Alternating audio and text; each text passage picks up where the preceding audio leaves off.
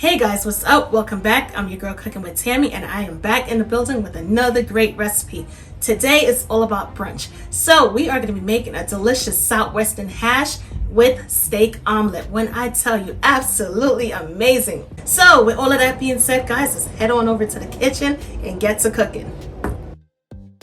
First on up is our potatoes. Of course, use russet, Yukon Gold. Don't matter what type of potatoes. All you got to do is peel the skin off, rinse it off really good, and get to chopping it on up.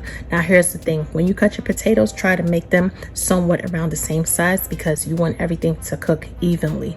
We also have eggs, of course. Our bell peppers, both red and green. Doesn't matter what color you decide to use. We also have our diced onions along with our finely chopped garlic, a ton of cheeses. We have cheddar, and a mozzarella blend, which includes Parmesan cheese, mozzarella, and provolone. For our seasonings, we have chicken bouillon along with poultry seasoning, onion powder, Cajun seasoning, adobo, cayenne pepper, smoked paprika, and parsley. So with all of that being said, let's get to cooking. First thing we're going to do is we're going to transfer our potatoes into a bowl because, we need to add those seasonings and stuff. So we need to be able to maneuver, all right? Get those potatoes into the bowl just like that. Make it happen. We're going to hit it off with a little oil. Use whatever oil you have or whichever one you prefer. And it's time to season up these bad boys. Add a little salt. Be easy-handed when it comes to adding the salt because we're going to be adding other ingredients that contain sodium as well. Freshly cracked black pepper. We're also going to add our onion powder. Add our poultry seasoning. Add your favorite brand, whether it be McCormick, Montreal chicken seasoning, whichever you prefer. Cajun seasoning.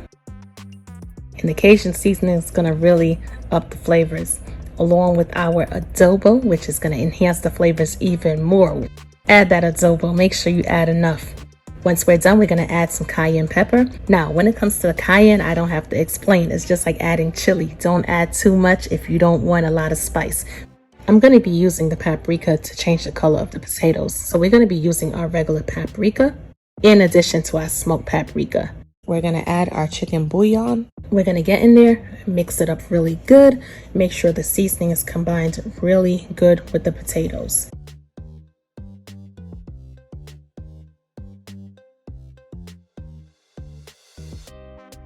Now that we're done using our cast iron skillet that's already preheated, we're going to add a small drizzle of oil to the pan.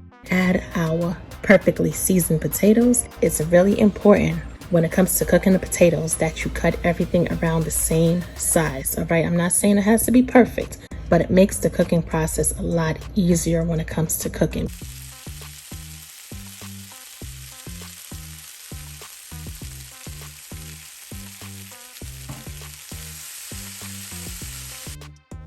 After about 6 to 8 minutes, we're going to check on our potatoes. And as you can see, it's getting that nice little crust going on. Yes, everything is toasting up perfectly. We're going to allow it to do the same thing on the other side for another 6 to 8 minutes. And just in case you're wondering, I did lower the flame to medium heat. I don't know if you guys can tell, but if you look closely, the potatoes are already starting to break down. Everything is looking perfect. Toss it around once again. At this time, we're going to add our finely chopped garlic along with our bell peppers. I'm not going to add all the bell peppers. We're going to reserve some for later. Give it a good mix. Make sure everything is well combined. And last but not least, we're going to add our diced onions. Give it a good mix. Make sure everything is well combined.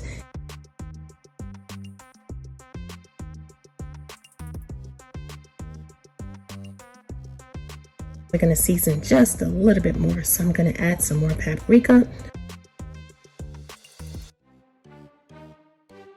along with adobo and Cajun seasoning. Now that our potatoes are toasting up perfectly, what we're going to do is to soften up these potatoes a little bit more. We're going to get in there and we're going to add a little bit of water. Not only did we fry our potatoes, but we want to create that nice steamy effect, which is going to soften up our potatoes even more.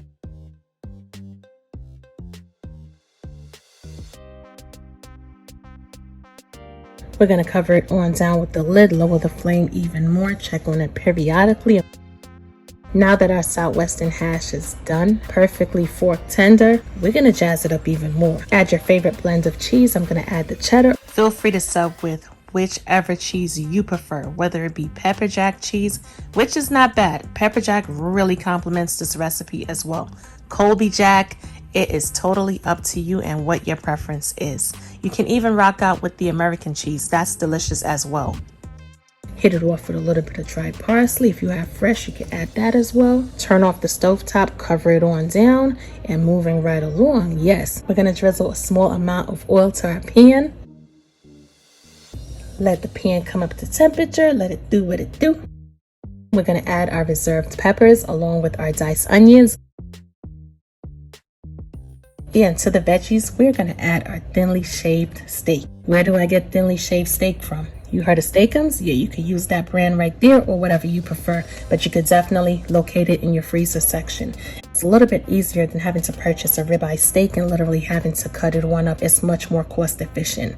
After we're finished breaking it on up, we're gonna get in there once again. We're gonna break the meat on down.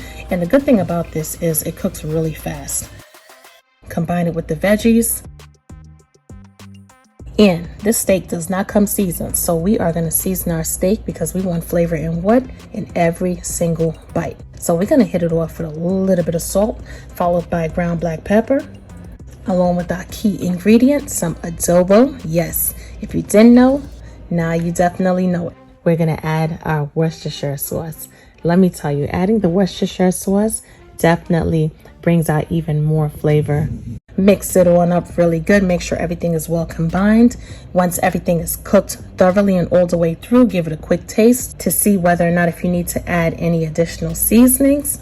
Once we're done, we're going to remove our veggie and meat mixture, place it into a bowl and set it aside. We are going to work on making our eggs.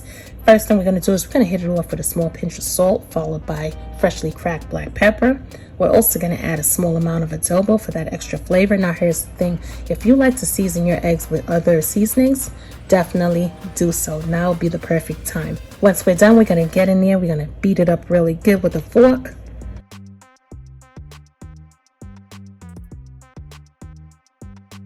And using the same skillet, of course, you're going to get a paper towel, wipe it on out if necessary.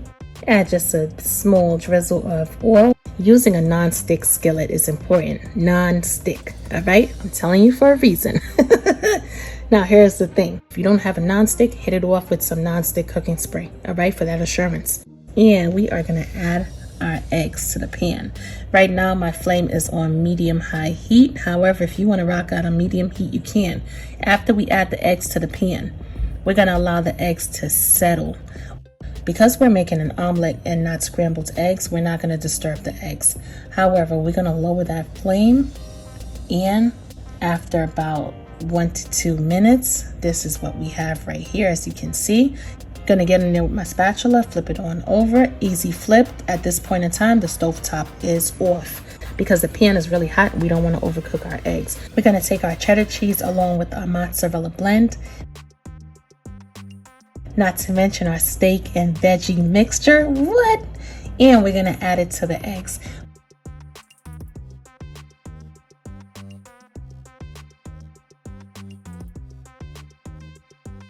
We're going to take our spatula and we're going to close it on up just like that. Get some more cheese. Add it to the top because the omelet is still nice and hot. All right, catch it while it's hot. And we're also going to take some more of that steak and veggie mixture, add it to the top as well. We want everybody to know that this is a steak and cheese omelet, all right? So what other way of knowing that than to add everything on top of the omelet, right? Makes for good presentation, trust me. Now that we're done,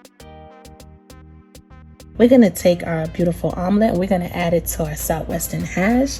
And guess what? Add some additional parsley if we want to, or you could even add some ketchup, hot sauce, whatever you prefer.